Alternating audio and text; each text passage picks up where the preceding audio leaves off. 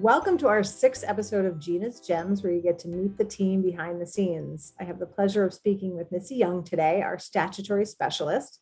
Missy's here to provide some gems, some ideas to ponder around the complexity of compliance, particularly as it relates to paid sick and disability.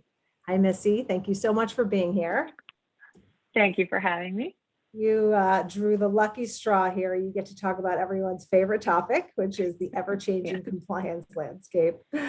Since we work with employers with a national footprint, our clients are constantly challenged with complying with regs in every state or nearly every state. So given your role, can you share what you're hearing the most noise about in the leave space? Yes, I'm happy to. The top three noisemakers, I'll say right now, are the ever-present state leaves. This is always a challenge for our clients and probably companies anywhere. Disability on a statutory level and paid family leave and accrued paid sick leave laws. There seems to be more and more of those rolling out. They're ever evolving. They change with the times, as we're seeing through COVID, and employers need to know what to do to keep themselves in step with that and make sure that their internal policies keep them compliant as well. Layer in the pandemic over the past 17 months and added a whole new level of complexity for our clients with the passing of FCRA last year and the myriad emergency paid sick leave laws that are out now. Other laws that we're used to working with, like the family medical leave laws in each state, some of them have been permanently amended, as have some of the paid sick leave laws. The pandemic has gone on a lot longer than anybody expected. So what happens with the temporary measures that companies put into place and the temporary laws that were put into place? So that just really upped the ante as far as employers having to keep in step with what's going on. And then the newest challenge will be the federal paid family leave that's on the horizon. The Senate just voted on it and approved it. It still has a couple of steps to go, but it's looking like it's going to happen. This has been introduced quite a few times over the past few years, and I think people were really rooting for it, companies included. But I feel like even though it will be a federal law, I think a lot more state complexity is going to come along with it.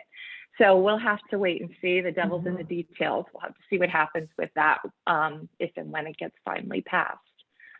Yeah, absolutely. And I will just add a little footnote here that at the time of our interview, it's mid-August. So we don't know what could change between now and the time that this actually airs. We'll add a special bulletin if we need to. And also, I would say the same thing about COVID, right? We're right now in a place where the Delta variant is causing a lot of changes. So I can say, our own company has postponed the reopening of our offices, which we just learned this morning. So this is, as I said at the top of the interview, this is an ever-changing landscape, ever-changing topics, and we keep on top of it as best we can, but we don't, things may change between now and the time that any of you, the viewers watching today, are seeing this. So stay tuned for more. So before I let you go, Missy, maybe you can just share with me what you and your team do to help our clients in the area of compliance. Sure. What we try our best to do is to stay on top of legislation that is being considered and what gets passed.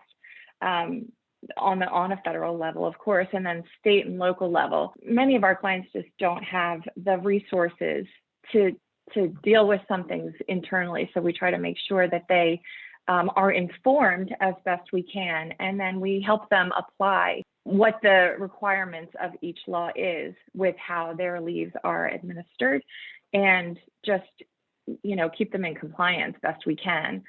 They rely on our expertise. As part of Marsh McLennan, we have the advantage of being able to pull in other resources, maybe in different aspects of our business. So that is an added bonus sometimes.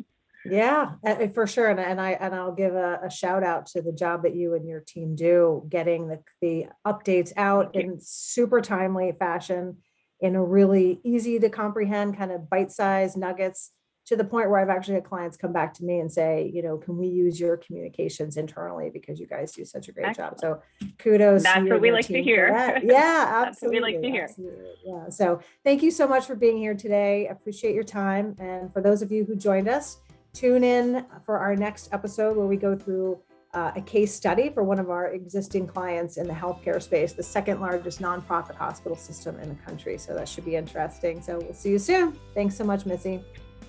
Thanks, Tina.